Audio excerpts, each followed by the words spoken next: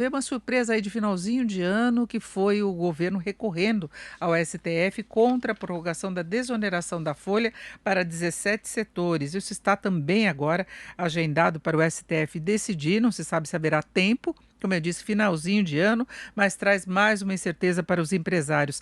E nós estamos em contato com o Eduardo Fleury, que é advogado tributarista e sócio da FCR Law, para falar exatamente dessa situação. Doutor Eduardo Fleury, boa tarde. Boa tarde, Denise. Obrigado por ter me convocado aqui para ajudar vocês.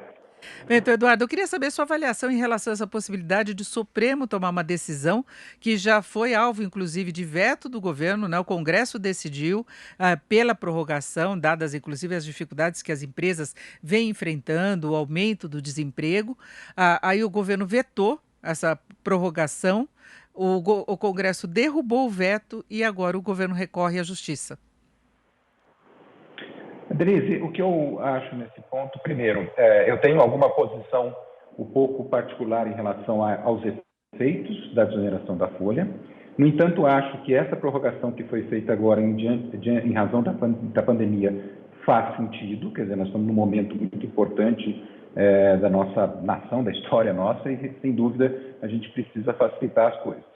Mas, mesmo assim, a gente tem que considerar o seguinte, Denise. Primeiro, como você disse, foi votado, foi aprovado, sofreu veto, o veto foi derrubado, portanto, essa lei tem validade. Nós não podemos ficar questionando, né, isso no Supremo para gerar mais uma insegurança no nosso sistema jurídico tributário que já existe. Quer dizer, a gente olhando o texto da Constituição, né, alega-se principalmente o uso do artigo 30, na hora que a gente cita o artigo 30 da emenda constitucional da reforma previdenciária, lá é dito claramente que a nova regra que proibiria a mudança da base de cálculo, essa nova regra não se aplica às contribuições que já tenham sido instituídas à data da promulgação da emenda constitucional da reforma previdenciária. Portanto, ao meu ver, quer dizer, a tentativa do governo, né, apresentar essa medida vai gerar uma insegurança muito grande juridicamente, mesmo que o STF não venha conceder algum tipo de liminar neste momento, Denise.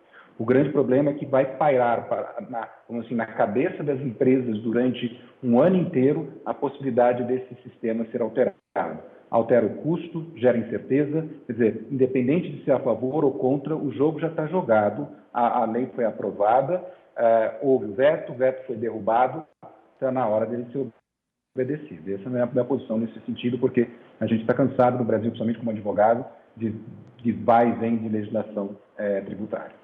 E na verdade já se imaginava que o governo poderia recorrer ao Supremo, mas logo depois que houve a derrubada do veto, porque eu lembro que na época até o ministro da Economia, Paulo Guedes, falou dessa possibilidade para eles não abrirem mão da receita, que seria importante no próximo ano, com o orçamento muito apertado, mas esperaram aí com a segunda quinzena, não é, do mês de dezembro.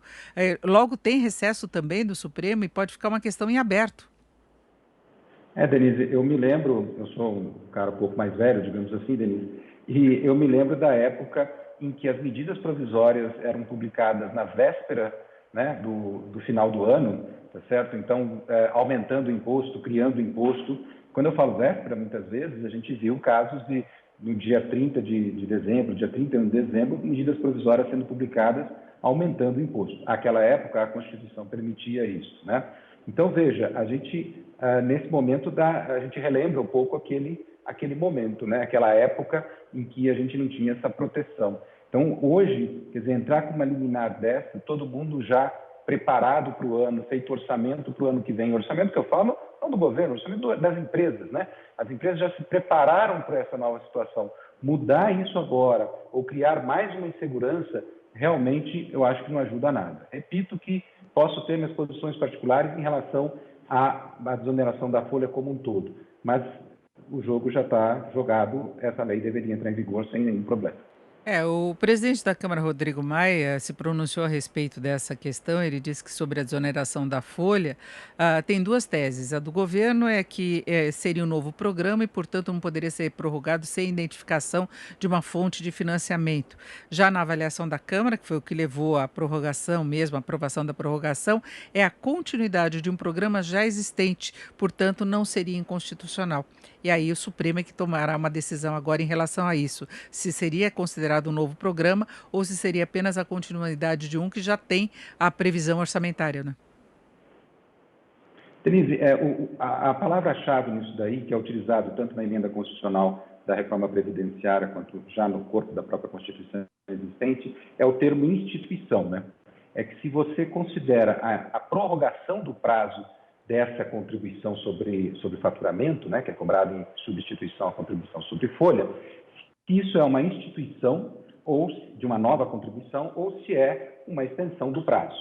O termo instituição, normalmente no direito tributário, ele compreende algo amplo, como determinar o que a gente chama de fato gerador, base de cálculo, alíquota. Isto é, a instituição, portanto, é alguma coisa muito mais ampla do que simplesmente o prazo de validade.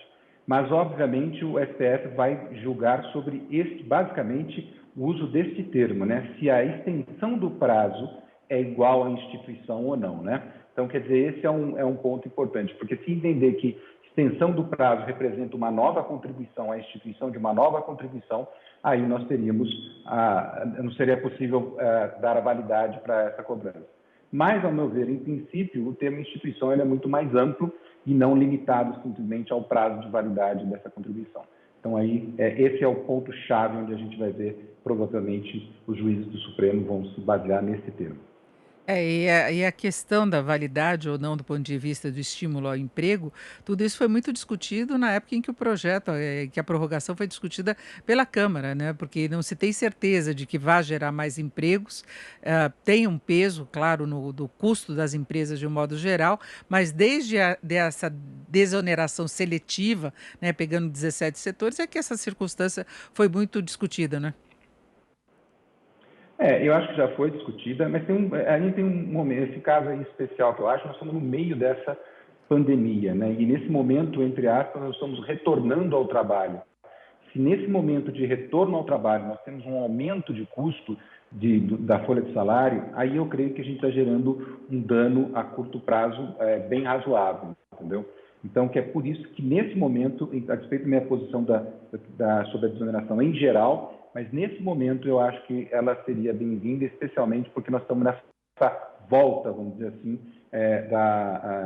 da pandemia, né? Nós estamos voltando a trabalhar, as pessoas estão voltando daquela suspensão do contrato de trabalho que a gente teve. Então, quer dizer, nesse momento, se o custo estiver elevado, certamente pode causar algumas demissões. Ouvimos Eduardo Fleury, que é advogado tributarista e sócio da FCR Law. Eduardo Fleury, muito obrigado, uma boa tarde. Obrigado, Denise.